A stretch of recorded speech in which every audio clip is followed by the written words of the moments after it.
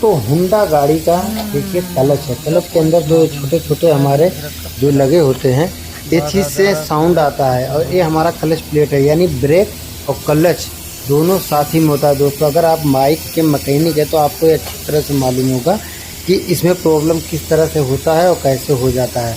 जैसा कि दोस्तों ये हमारा जो है ब्रेक पैड जो होता है, ये हमारा ब्रेक भी काम करता है और क्लच का भी काम करता है। और जो ये आगे हमारे पास छोटे छोटे हैं, ये छोटे छोटे वाले को वजह से साउंड आता है गाड़ी में, तो वो जब ख़त्म हो जाता है चलते चलते कुछ, तो इस तरह से तो उसको जो है दोस्तों हमें चेंज करना होता है। और एक बेल्ट होता है, ये इधर हमारा बेल्ट, ये दोनों चीज़ दोस्तों जो होंडा गाड़ी का काम करते हैं उनके लिए ये बहुत ही आसान होगा। जो भाई साहब काम नहीं करते हैं उनको ये वीडियो बहुत ही अच्छा होगा देखने के लिए।